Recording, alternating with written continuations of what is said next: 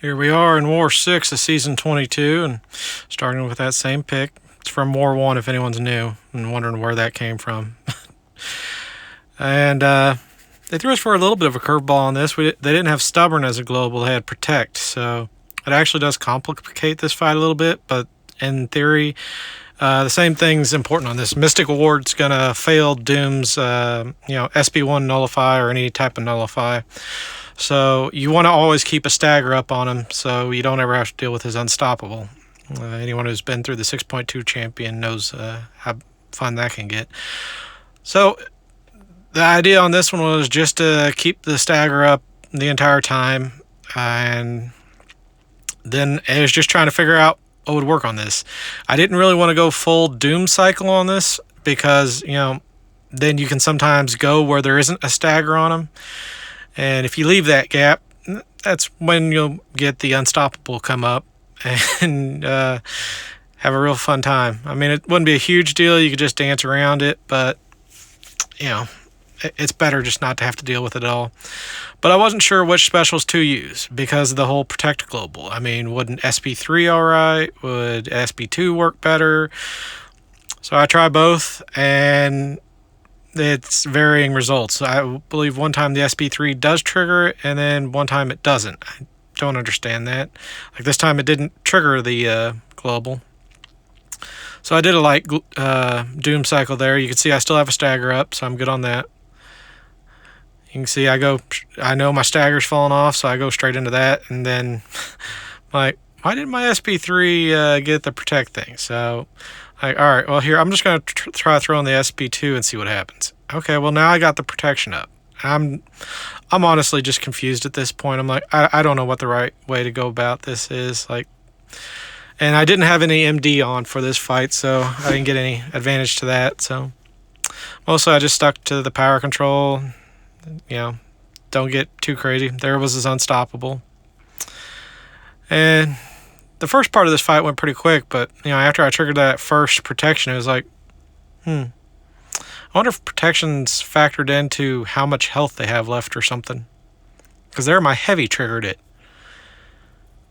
I don't think it's supposed to work that way, but it's whatever. This fight's pretty much over. Comment below if you'd like me to do, some crystal vids besides just war vids. What kind of crystal vid you'd want to see. 6 stars, I assume. I'm saving for the next feature on that. But, if you want to see featured 5s or, just a crystal stash cleanup type thing, give me a like and a comment saying, yeah, you'd like to see that. Man, this last part of this fight took forever, too. I was like, why aren't you dead already? I even started messing up and forgot to keep the stagger on. I was just like, why is this not over yet? I'm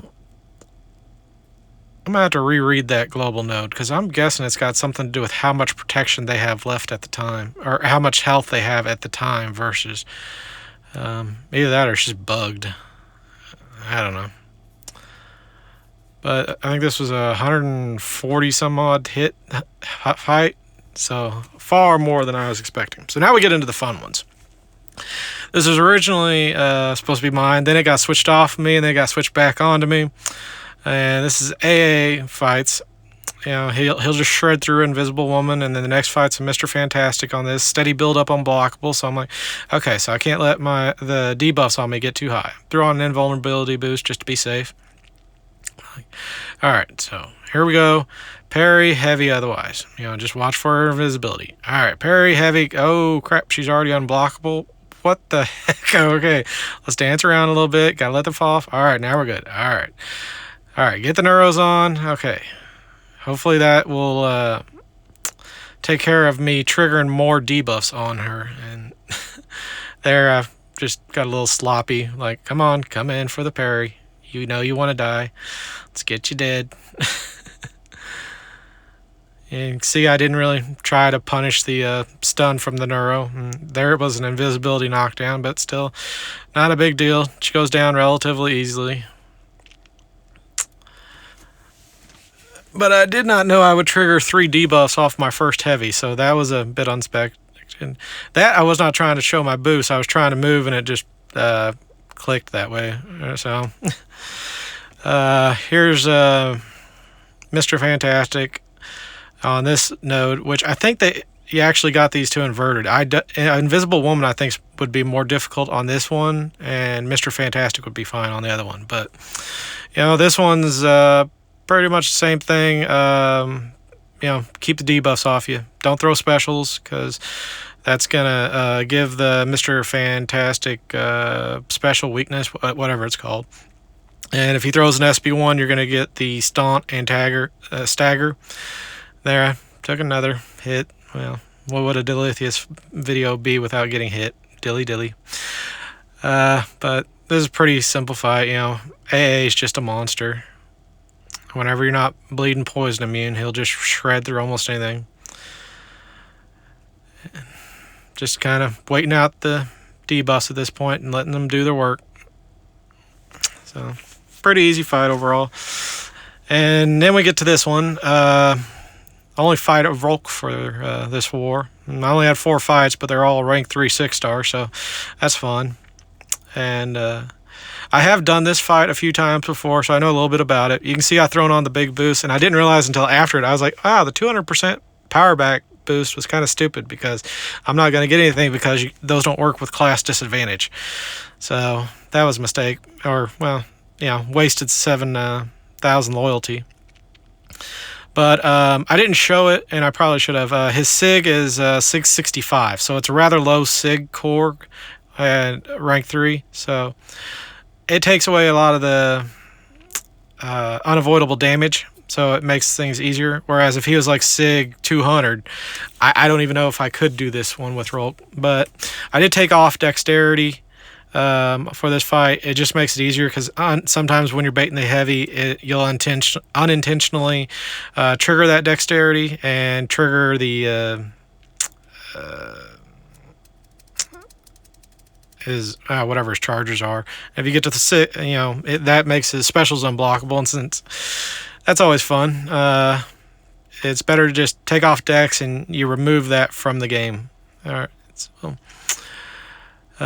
here you can see the SB3 is just putting in a ton of work, and I did not trigger protection, and korg is either large or an XL champion, so I kind of thought I would, but I didn't, so we're all good there. And you'll see, yeah, I think it's about here, he starts going medium into my hits, and I'm like, oh, come on, just throw the freaking heavy already. And yeah, there's my dilly slip up. But it's not a big deal, you know. I've still got plenty of health to play around with. Just, you know, finish him off, get to another SP3, and he'll be dead, or he might even be dead before that. And, you know, like I said, if it's a much higher SIG korg, you know, this fight would get really interesting, and that slip up might have cost me. But at SIG 65, not really an issue. But it was a good war for us. We had 2 deaths as a battle group and 5 as an alliance. So another just great war for the alliance. But don't let their 22 deaths fool you. This war was extremely close for a very, very long time, until we locked it down, and they just kind of was like, all right, don't waste items.